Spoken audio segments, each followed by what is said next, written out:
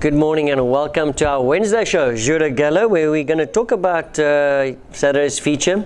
My horses to follow. Then obviously there were 2 barrier trials yesterday and a couple of horses that worked on the stand that I want to go through with you. Let's start off with Saturday. It was the Presidents Cup and Al Sheba, as predicted. We did tip him quite solid. Well, we were quite solid about his chances of winning, especially with that 3.5 kilogram turnaround on Perplexing, and I did think that Al Sheba was going to take a lot of beating. I was worried about the fact that he was drawn 1, but I thought Derek David, he rode a terrific race. I have to say, one of the best rides I've seen Derek David pull off. He knew that he was stuck on the fence. He managed to get him off, and he got that. Perplexing almost got that first run on him. But I think Derek David made the move at the right time, and well done to him. Obviously, Derek David and Ricky Maingard obviously had a plan coming into the race, and it all pulled off. It all worked out for them, and well done to all the connections of Al Sheba. He obviously confirmed that that maiden run was no fluke, and obviously the fact that when he got beat by Perplexing, obviously this time he was 3 kilograms better off, so it was always going to be tough for Perplexing to beat him. But I did mention that last time, even though he did get beaten by Perplexing, I thought he was very, very unlucky that day. But at the end of the day, the President's Cup, Ricky Maingard, Derek David, Al Sheba, well done to them, well done to the owners, well done to everyone. I thought it was a terrific win, and Al Sheba's probably going to, might even seem a little bit better next season, Al Sheba, when he turns a year older, or when he is a year older. I think he's quite a nice horse, Al Sheba. Right, I just want to touch on Horse Guards. I thought that was a terrific win. I must admit, I did sort of ignore him, probably because of, well, not probably, the reason why I ignored him was because of that second run after quite a long layoff, that 10 draw. It was a 1400. I just couldn't see him get to the front, but wow, he proved me wrong. He jumped out those gates like an elastic band. He shot clear, he went to the front, and he won as easily as he liked. And obviously he's a very, very good horse, this, and unfortunately he must well, he obviously has got some soundness issues. That's why we've only seen him twice this season. And well, I have to say, well done to the Pritam Dabby. Well done to Pritam Dabby himself. They did fancy those.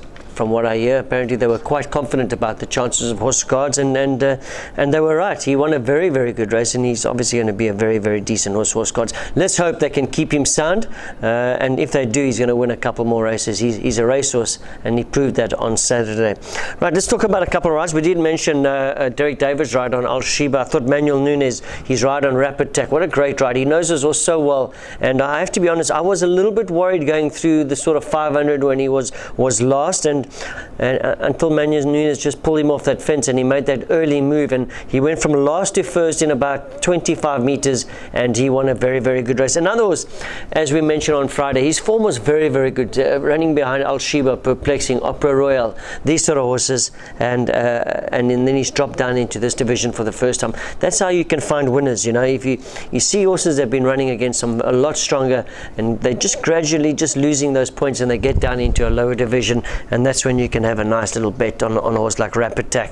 I thought he was a nice bet on Saturday. And Kirsty Ramsamy, I thought it was a terrific ride on inauguration. He got a very bad bump just turning into the straight, but he regathered him, he balanced him, and he really rode a very, very nice race. And once again, we did tip inauguration. So generally, we had quite a nice day's racing. Well, I did anyway, and I hope you followed us on Friday, because we managed to find a couple of winners. Yes, there were 1 or 2 horses that we didn't find, for example, Horse Guards, but the horses that we were pretty confident all came home and won pretty decently. So let's hope on Friday morning we can find you a couple more. Let's talk about my 2 horses to follow. The first one I want to talk about is Sandpath from the Pritam Dabby stable. After a decent debut when he got beat 1.5 lengths off the Brass Bell, he was pretty fancied his next start, but unfortunately he ran no sort of race, and it was reported that he never negotiated the crossings. He must have been jumping over the crossings a little bit green, but a lot better this time. In fact, he was over racing a little bit this time. He was pulling a little bit pulling hard with the jockey, and eventually pulled out 5-6 wide coming into the straight, and he showed a nice sort of turn of foot eventually to finish a very good third behind two decent horses, in my opinion. So Sandpath, there was a little bit of a whisper on course when I arrived that they fancied this horse, Sandpath, so that's why I kept an eye on him, and he looks like he knows what it's all about now. So let's keep an eye on Sandpath. I thought there was a terrific run to finish third behind two very, very good horses, well, two above average horses, should I say, and we will keep an eye on Sandpath. Right, another horse I wanted to mention, another horse that when I arrived on course, a lot of talk about this horse Red Mars when I first arrived onto the course. A lot of people wished me, have a little bet on Red Mars, have a little bet on Red Mars, and I have to say that he was supported from 15 to 1 into 6 to 1, and he's only had the two average runs before Saturday, but obviously he obviously has improved because they have backed him, well, they did back him from 15 to 1 into 6 to 1. And I mean, he just like Sandpath, he raced sort of like in a very decent position. He had a good position, but also pulled off into the top of the straight when he got a sort of, he was taken out by that horse Mind Blowing, came into the straight very, very wide, and took him a while to quicken up. But eventually he was doing his best work at the end, and he was really finishing the race off nicely, and he showed his ability that he showed us back in South Africa. He won a couple of races there. He keeps on improving this horse. Red Mars, Sandpath, keep an eye on these two. I'm going to keep an eye on them. I'm going to keep an eye on their training, and maybe these two could pick up a race before the end of the season. But like I said, my horses to follow, I do follow them. You'll see later on in the sand track training, I have kept an eye on a couple of my horses to follow. Right, there were two barrier trials. Let's get through those quickly. The first one was all three newcomers, two of them from the Patrick Mervyn. One was Seattle Kid from Presidents Dabby stable. He was in the red jacket. He's a two-time winner from Durban, but he's also run a lot of places. He's quite consistent, this horse, and he was a very, very nice gallop, and I think he should be a nice addition to Presidents stable, this horse Seattle Kid. Trip to the Sky, well, I really like this horse from Patrick Mervyn stable. He had the blue jacket. He's one of the two horses that galloped for the Patrick Mervyn stable. Nice to see him pulling out his new horses, but this horse has got some nice three-year-old form. He's finished behind some decent horses like Vardy, and I remember Northern Spy, if I'm not mistaken, finished just behind Vardy as well. We've seen what Northern Spy's done, and this horse has finished close behind Vardy as well. So trip to the Sky. He's also finished behind that horse Fabian, and both those races, Vardy and Fabian, they were minor feature races, and that's my only reason that my only worry with this horse is that for a one-time winner he's rated 46, and that is quite high for a one-time winner, and that's probably because he ran he ran places in those two feature races. So Trip to the Sky is a decent horse. Unfortunately, he's got quite a high merit rating to deal with, that 46. Then you've got Arlington's Revenge, and the other Mervyn horse, impressive form line. He's already a four-time winner, this horse from Johannesburg, and looks like he stays quite well. 3 of his wins were over 1600, but he has been placed over further as well. So obviously this 1000 was a little bit quick for him, but he looks like he's a nice horse as well, Arlington's Revenge. But let's keep an eye on Trip to the Sky. I think he's a decent horse, this Trip to the Sky. I'm just a little bit worried about that 46 rating. Right, the barrier 2, one new horse, 2 with blinkers. The first one that well, also won the barrier trial was Redwood Valley from the Main Guard stable. He had the yellow jacket, and well, he won 2 good races in the beginning of the season. I always thought that this horse would be a candidate for blinkers. He won 2 good races. He then stepped up to 31. He battled slightly in the 31. He's back down to the 25. I reckon the blinkers are going to do the trick with this horse. Have a look at his barrier trial from last. Comes in the straight, finished the race off well, the barrier trial off quite well, and he beat the other 2 quite convincingly. I think he's a nice horse that's going to, well, when I say nice horse, he's a candidate for blinkers. I think he's going to improve. Engage and Beware, another Patrick Mervyn newcomer. Like I said, nice to see him pull out his newcomers. Well-bred Australian gelding. He's not won up to now, but he's run a couple of decent races. I think of a rating of 26. He could be pretty decent, this horse, so let's keep an eye on him. He reminds me a little bit about Northern Spy, similar form line. Came into the Mauritian racing over 26. He's won and he's done well. So let's keep an eye on Engage and Beware. And then Gordon Stoon, I see he is nominated this week. He wasn't given a very hard gallop. They're going to try him with the blinkers. Have to say it's been a little bit disappointing after his first good run in that benchmark 31.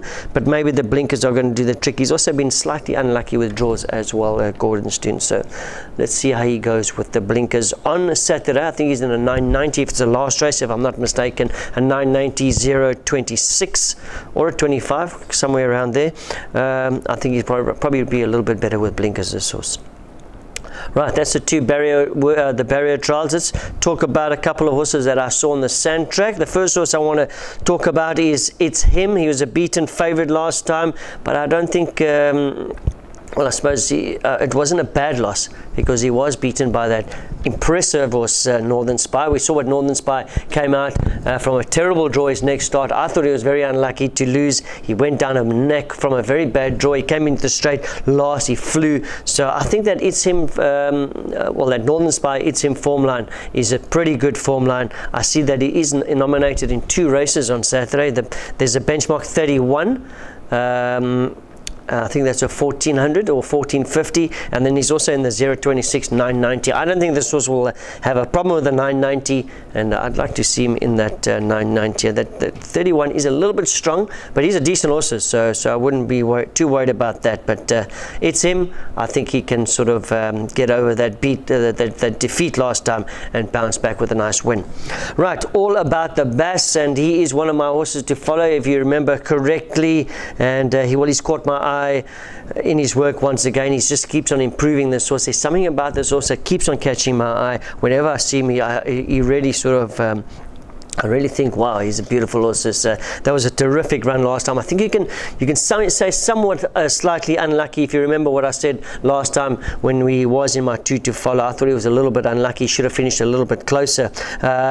Listen, that was in a benchmark 46. Saturday we see him drop down to a 41, so it's probably going to be a little bit less competitive. That's a big factor, and I do believe that the extra 50 meters is going to suit him as well. So let's see how all about the Bass goes on Saturday. I think he's going to be a massive runner in the race that he's nominated in.